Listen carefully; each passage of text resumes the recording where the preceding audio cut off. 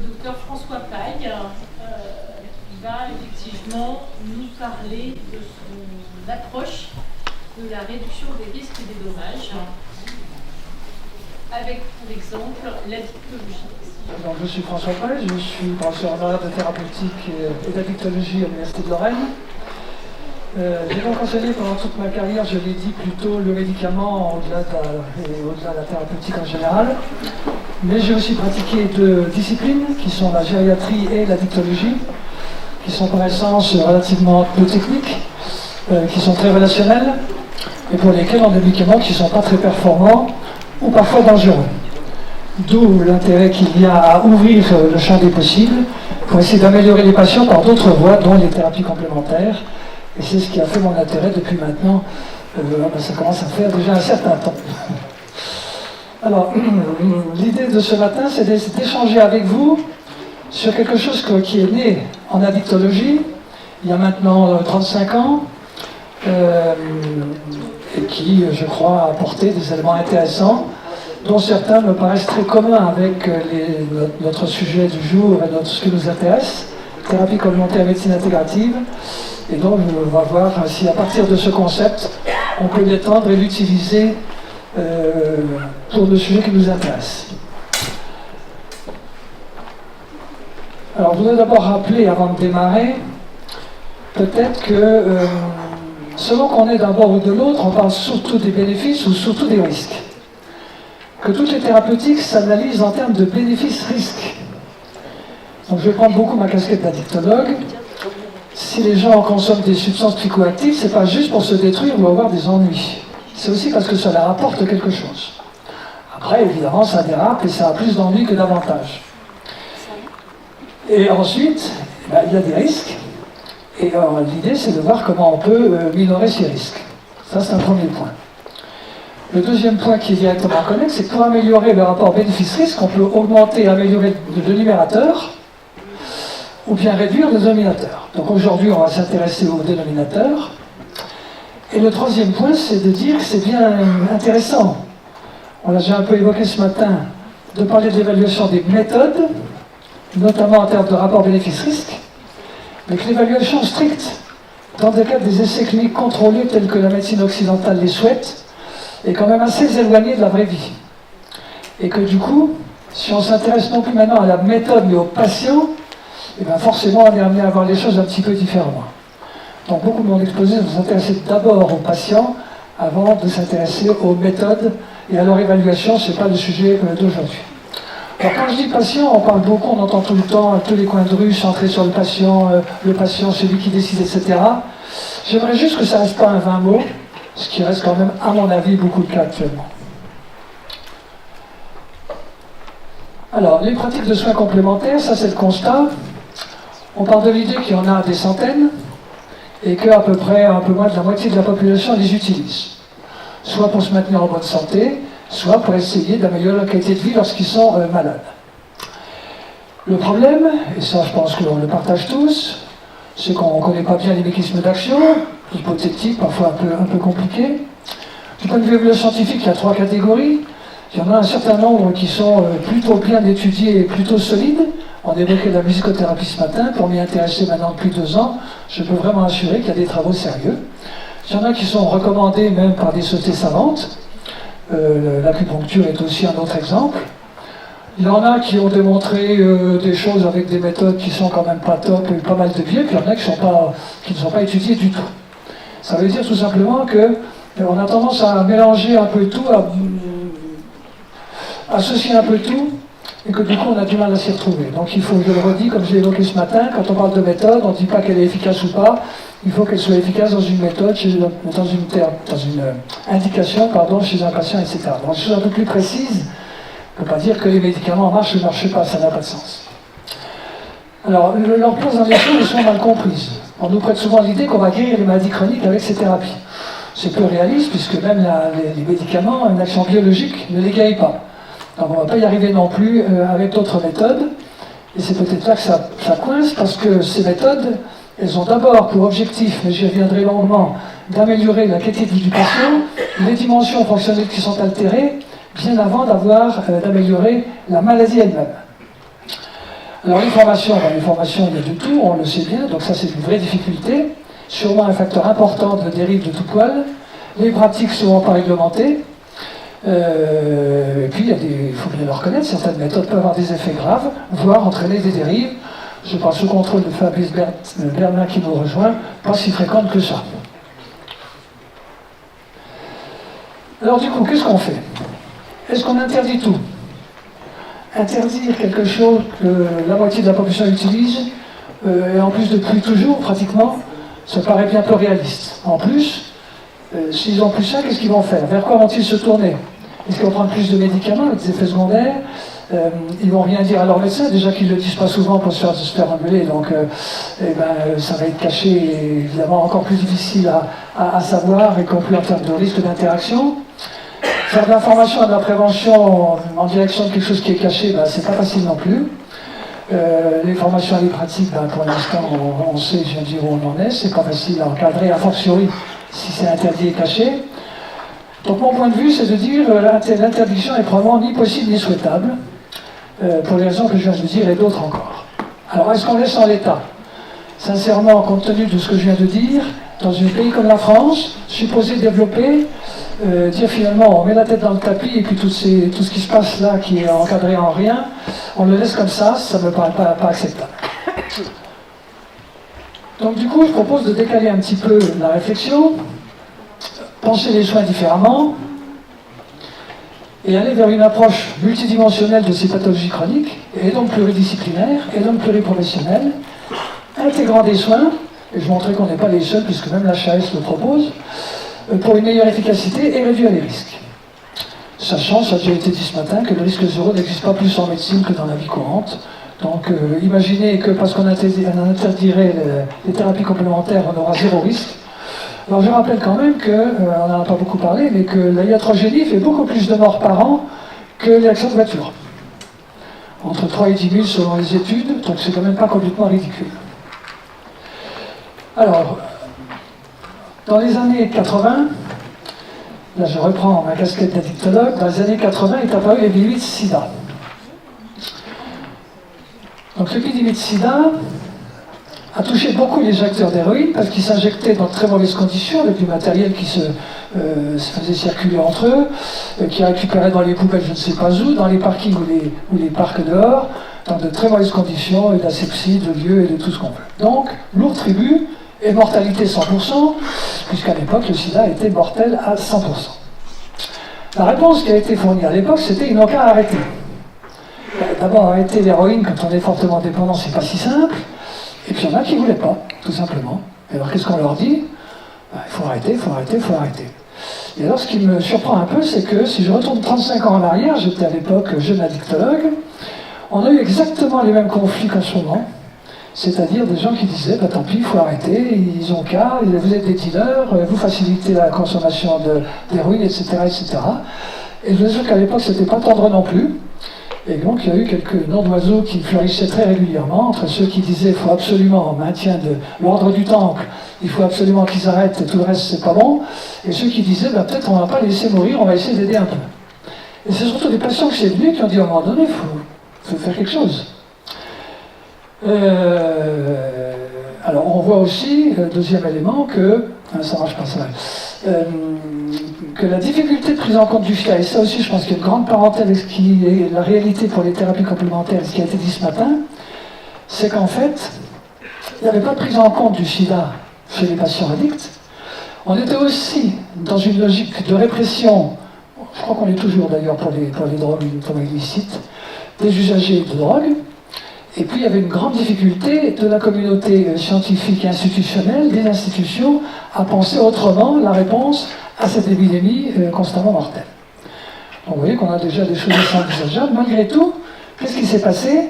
Eh bien, il y a un centre de patients d'abord, et les patients quand ils sont militants, on sait qu'ils peuvent être très actifs, parfois même agressifs, et de professionnels qui se sont interrogés pour dire on peut peut-être quand même réfléchir à autre stratégie, sans pour autant que les patients arrêtent de s'injecter.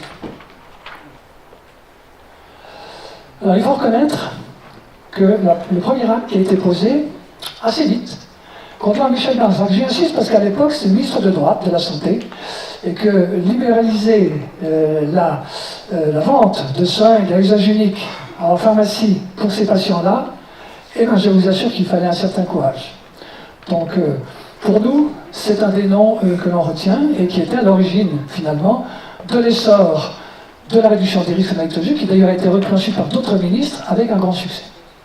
Alors l'autre aspect, l'autre grande étape, c'est 95-96, où là, un cadre a été mis de réduction des risques, à la fois pour prévenir la contamination par les virus, mais aussi permettre à ces sujets qui se droguaient dans la rue, dans les parkings, d'accéder aux soins. Et donc à ce moment-là, on a complété le dispositif qui était à l'époque, je le rappelle, expérimental, il n'était pas du tout reconnu officiellement ni pérenne. Donc échange de seringues et de matériel, lieu de contact, des boutiques à l'époque où les drogués peuvent venir discuter un petit peu, des réseaux de santé de façon à accueillir les toxicomanes en question, soit en ville, soit à l'hôpital, et puis la mise sur le marché des traitements de substitution, donc méthadone, buprène en phylodosage, de façon à remplacer, substituer la consommation d'héroïne par une consommation d'opioïdes moins dangereuse. Et puis c'est en 2004 que la loi a donné un statut à la politique de réduction des risques, donc c'est un esprit expérimental, mais c'est devenu un objectif de la loi, avec du coup un référentiel qui a été rédigé pour améliorer les pratiques des actions de RDRD en addictologie.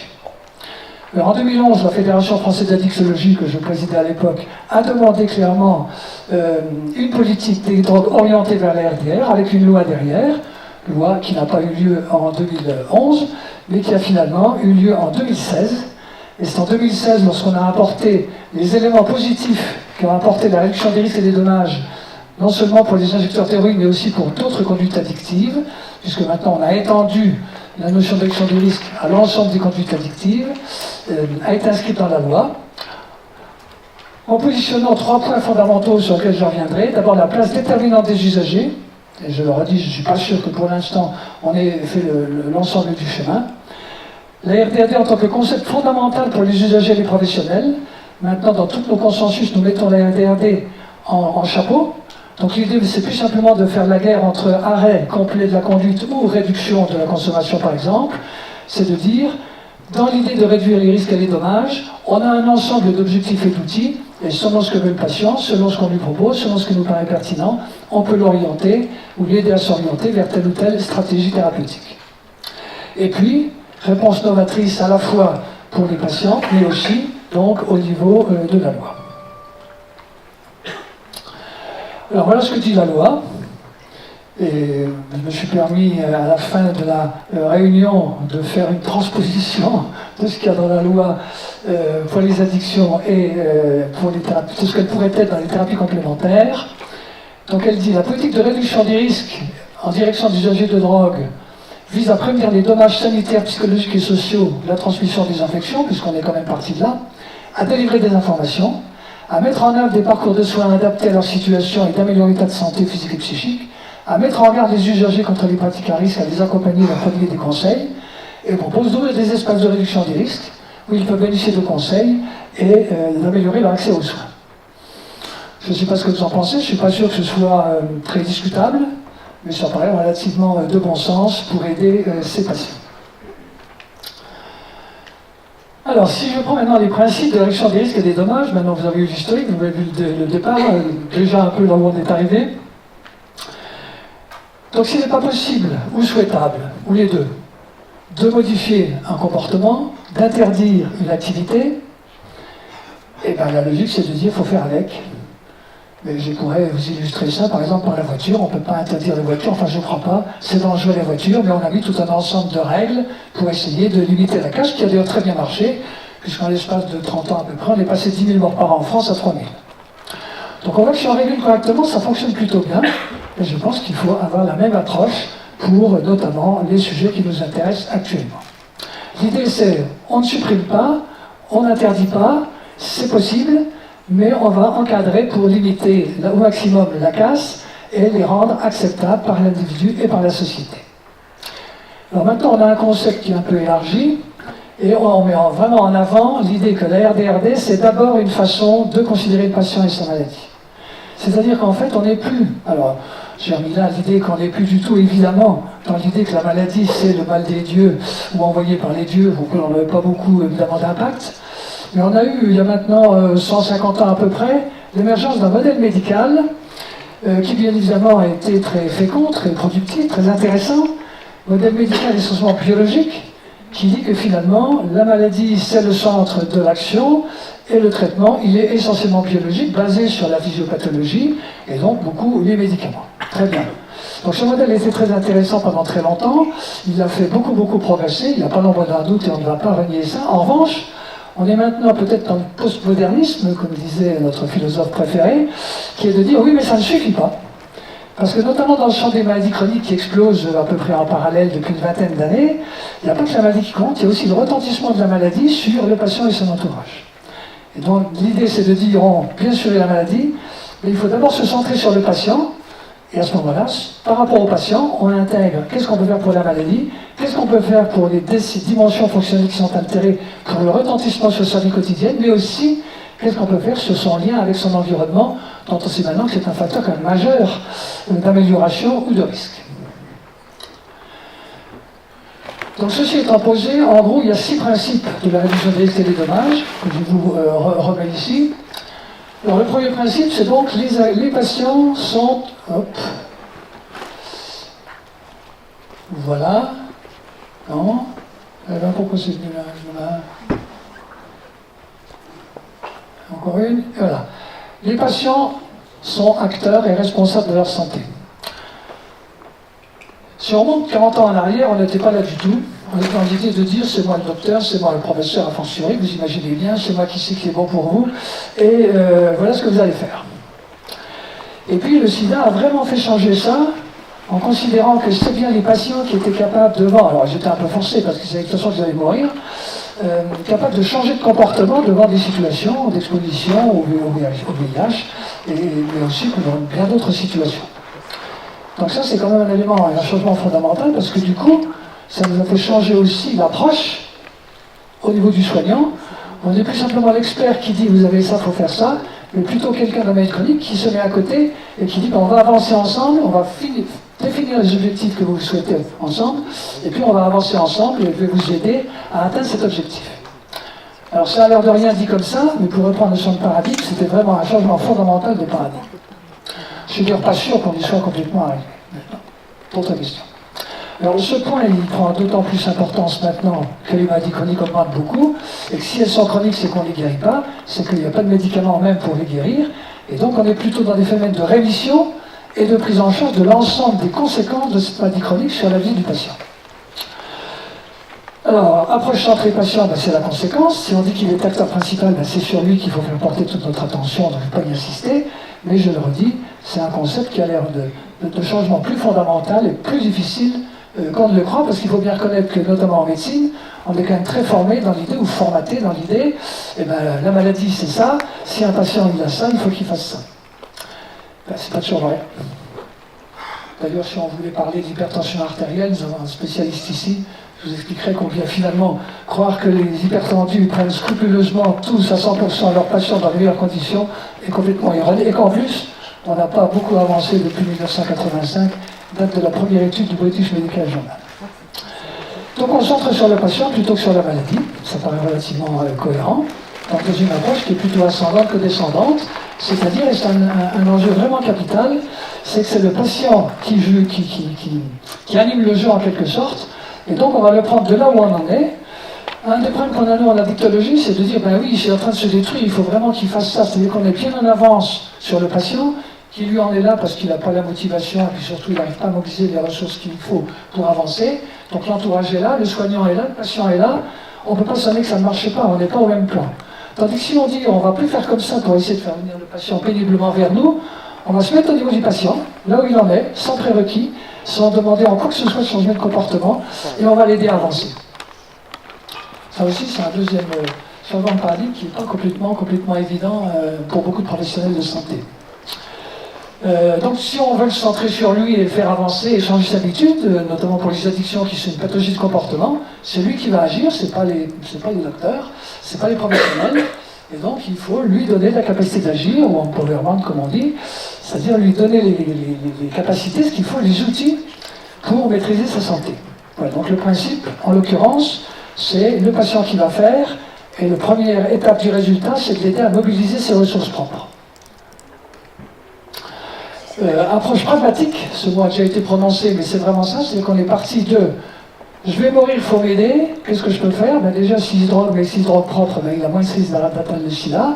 Si en plus on lui donne un traitement de substitution qui lui permet de ne plus avoir envie de se droguer, c'est encore mieux, etc., etc. Donc les outils pour mobiliser ses ressources et pour avancer. Pourquoi ça avance donc c'est l'approche pragmatique. Elle sort du modèle de la maladie, j'ai évoqué déjà tout à l'heure. La maladie, c'est dans le concept médical quelque chose qui est biologique et physiopathologique, défini par un certain nombre de critères, notamment de la CIMONS, donc la classification des maladies. Et quand on a atteint ces critères, on a la maladie. Il n'y a pas de zone grise, on est malade ou on l'est pas. En fait, dans la vraie vie, c'est pas ça. Dans la vraie vie, il y a plein de situations où on a déjà des critères, des symptômes, alors qu'on n'atteint pas les critères de la maladie. Ce qu'on a appelé à une époque les syndromes, les maladies subsyndromiques. C'est-à-dire qu'on a des symptômes, mais qui n'atteignent pas les critères. Alors qu'est-ce qu'on en fait ? On ne sait pas trop bien quoi en faire. Alors que pourtant, il faut commencer à prendre en charge ces patients, leur proposer quelque chose, et même, si on peut leur éviter de développer l'ensemble de la maladie, ce serait encore mieux dans un cadre de prévention. Donc cette maladie, je l'ai dit, elle est essentiellement biologique, et donc un traitement essentiellement biologique. Donc du coup, je ne vais pas réinsister, j'ai déjà dit, on a évolué du concept médical de maladie biologique vers un concept centré sur le patient, et de la maladie vers la personne malade.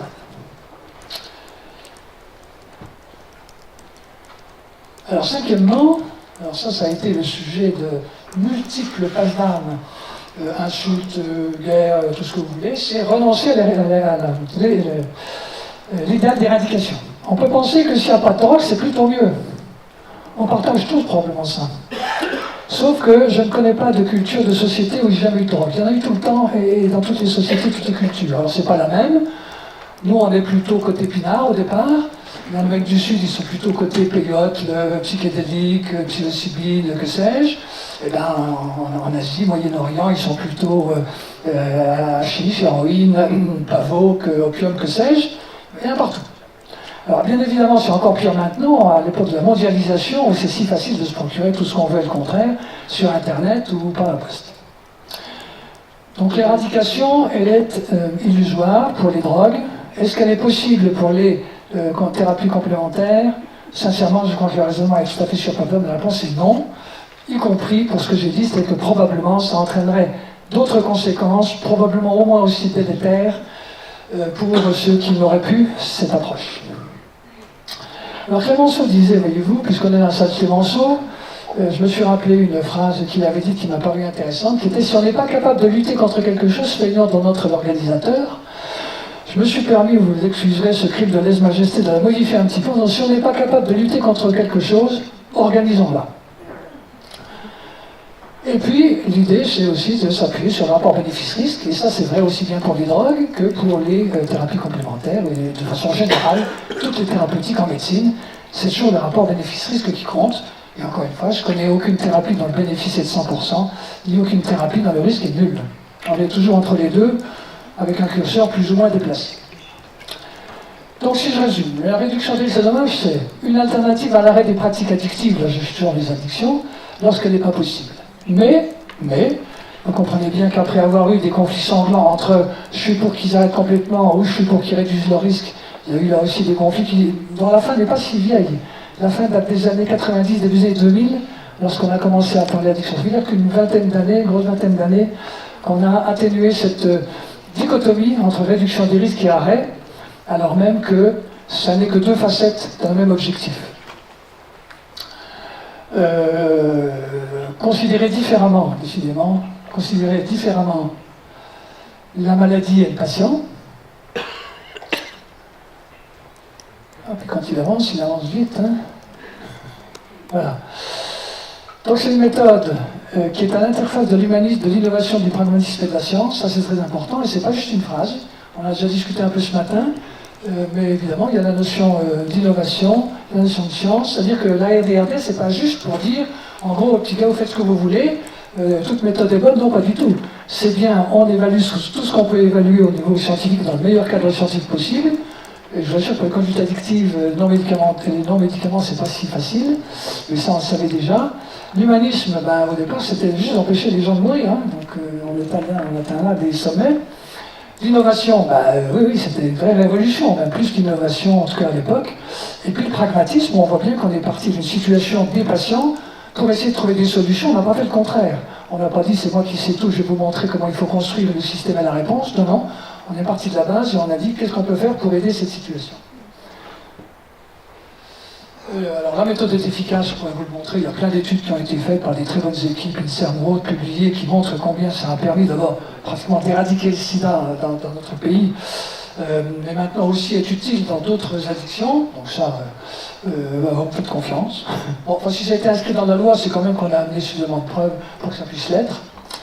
C'est aussi une aide pour les soignants, on l'a évoqué ce matin, c'est-à-dire que quand on était juste dans la thérapie psychanalytique en disant pas mal dans leur petite enfance, pourquoi vous êtes mis à boire, etc., on tournait vite en rond, alors que si on ouvre le champ des possibles, alors d'abord par exemple ça a été les thérapies cognitives et comportementales, et puis bien d'autres outils, y compris thérapie comportementale, je vais vous l'illustrer tout à l'heure, et bien ça aide les soignants qui parfois sont dans une impasse, frustrés, en difficulté, alors même que là encore une fois on peut les aider à la fois par des méthodes, mais aussi parce qu'on peut leur proposer ces méthodes pour eux-mêmes, pour maintenir leur bien-être pour le coup. Voilà, donc c'est à la fois un concept unificateur pour tout ce que j'ai dit, mais aussi pour développer de nouvelles politiques publiques de santé. Alors là, il y a un petit peu de travail. Voilà, alors en quoi, je terminerai un peu là-dessus avec quelques propositions, en quoi ce modèle est transposable aux thérapies complémentaires, mais j'ai déjà évoqué un certain nombre de choses, vous avez bien compris qu'il y a quand même beaucoup de choses qui se ressemblent. Je le redis, des éléments partagés par nos patients, avec des conséquences potentiellement négatives, potentiellement graves, c'est pas question de les nier, mais on va faire avec, on ne peut pas interdire, donc on va essayer de limiter la casse. Comment faire ? Eh bien, il faudrait construire une politique de santé qui soit centrée sur la réduction des risques et des dommages, en sachant que, je le redis, l'efficacité de la politique de RDRD repose sur le fait qu'elle a été associée non seulement à l'expérience des patients, mais aussi les acquis de l'expérience scientifique et médicale. Donc maintenant, en tout cas, elle ne s'oppose plus, c'est une association, et on continue à développer dans un cadre qui repose sur l'expérience, sur l'aspect, le savoir expérientiel des patients, sur leur position, sur leur avis, mais aussi sur des données scientifiques les meilleures possibles, bien évidemment. Alors, je vous montre ça. C'est la courbe qui a été faite par la Commission mondiale sur les drogues de l'ONU en 2014, et qui montre que finalement, selon, là on est vraiment dans la politique, on a ici en ordonnée les dommages, on a les dommages, voilà. En abscisse, on a le spectre des politiques mises en œuvre, et on se rend compte que si on a une politique d'interdiction, la prohibition, en passant, je vous rappelle qu'on a quand même eu, il y a dans les années 30, une petite expérimentation dans un petit pays autour de l'alcool, qui s'appelle les États-Unis, et on a bien vu que ça ne marche pas. Et ça ne marche pas, et ça génère au moins autant de complications que le fait de continuer à en avoir. Donc ça, expérimentation grandeur nature, je crois que les choses sont claires. Donc ça maximise les risques et les dommages. A l'inverse, si on a une économie complètement libérale, c'est pareil, là il n'y a que le profit qui compte. Alors là, les États-Unis sont aussi un bon exemple de ce qu'on peut faire ou ne pas faire, mais il n'y a que le profit qui compte, et à ce moment-là, on a aussi énormément de dommages et de risques. Donc c'est dans la courbe du U que les dommages sont les plus faibles, et c'est donc ça l'espace de régulation sur lequel il faut agir pour trouver la politique d'équilibre entre interdire ou laisser tout faire, de façon à minimiser les risques. Du coup, la clé, c'est réguler. Et réguler, ça veut dire quoi ?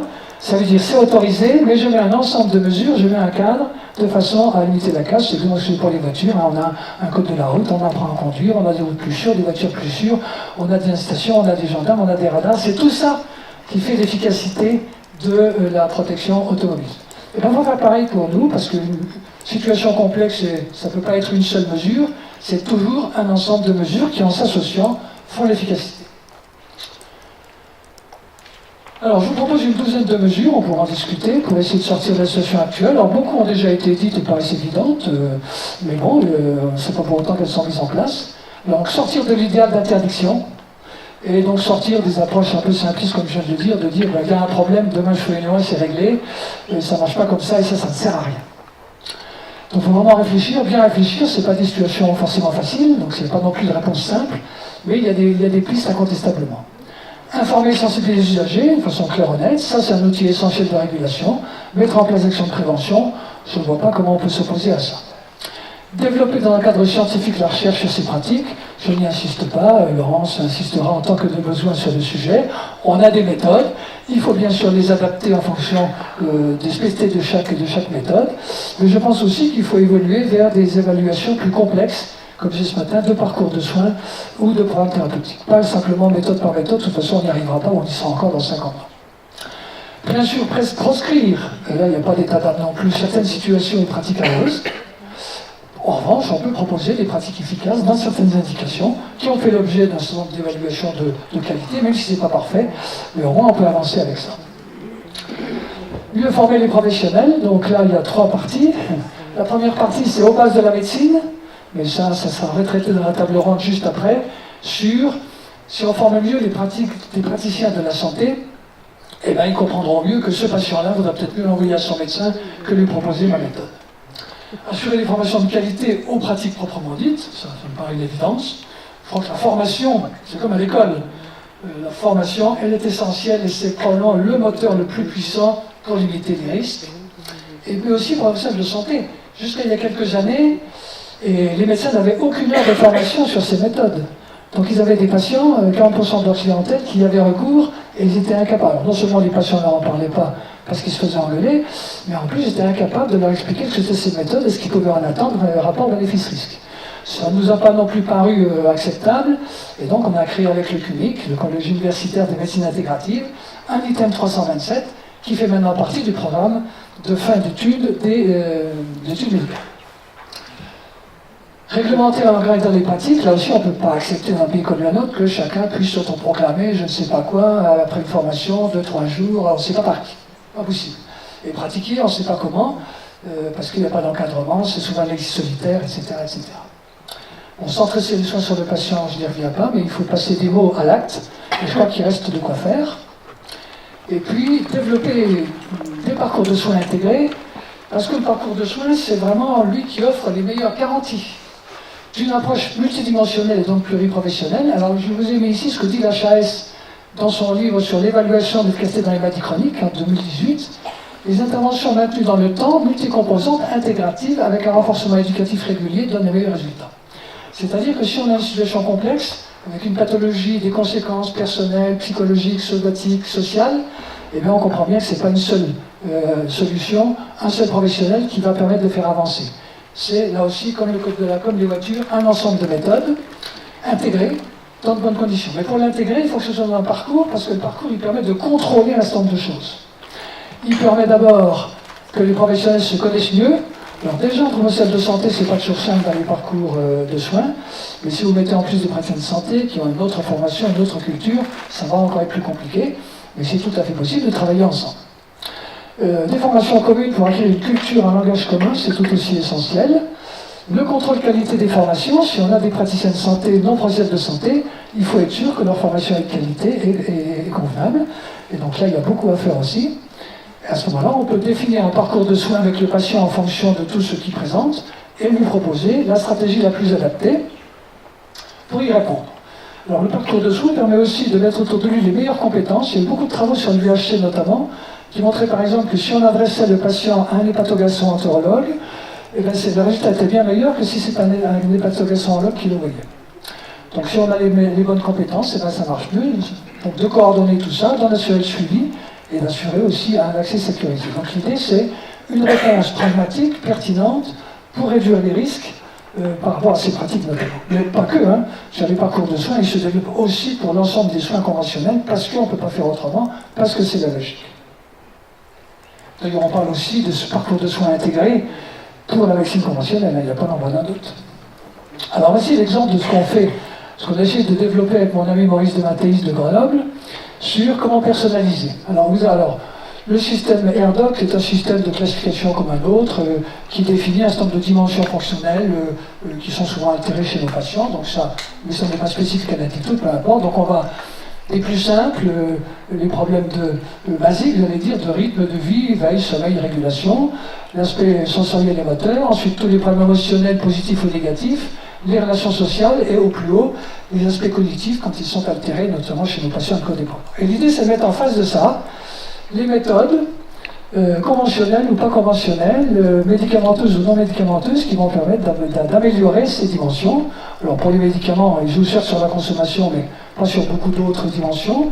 Par contre, on comprend bien que si par exemple il y a un trouble du sommeil, le trouble du sommeil, c'est un facteur indépendant de rechute dans l'alcoolisation. Donc c'est très important. Est-ce qu'on va lui donner un somnifère? Sûrement pas, parce qu'il va devenir dépendant du somnifère. Donc mauvaise idée. Par contre, on va lui faire de l'activité physique, très bien. Des méthodes de relaxation, car c'est souvent des insomnies par anxiété d'endormissement. Donc du yoga, de la sophrologie, de la relaxation, tout ce que vous voulez. Ça va lui rendre service. Puis ça ne suffit pas. Alors en troisième, quatrième intention, on peut prendre le risque de lui mettre un somnifère. Voilà, tout ce qui est émotionnel, qui est si important chez nos patients, par exemple, s'il y a un stress très important qui remonte à l'enfance pour des violences sexuelles ou autres, le MDR fonctionne très bien, mais il y a aussi des méthodes d'hypnose, de thérapie par médiation ou autres, qui peuvent être utiles. Si le problème n'est pas très important, des choses plus simples, cohérence cardiaque, relaxation, seront tout à fait adaptées. Les processus sociaux, là on va être plutôt dans l'aspect de soutien relationnel, voire de psychothérapie systémique ou familiale ou de couple. Et puis au plus haut de nos fonctions intellectuelles, le fait de remédier ou de stimuler les fonctions cognitives, si elles sont altérées, est un enjeu capital parce que, évidemment, s'ils ont des altérations cognitives, ça ne va pas les aider à adhérer à un traitement qui, par essence, fait appel à ces fonctions. Donc on va tourner en rond. Donc il faut d'abord les aider à améliorer leurs fonctions avant même de leur parler de leur addiction.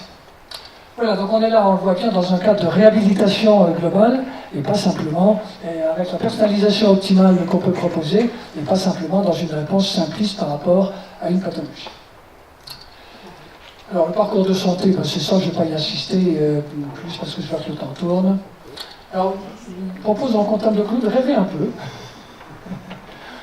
Certains diraient peut-être de délirer un peu. Qu'est-ce que j'ai fait? J'ai tout simplement repris la loi de 2016 pour les addictions et j'ai transposé autothérapie complémentaire à la médecine intégrative. Alors voilà ce que ça pourrait donner.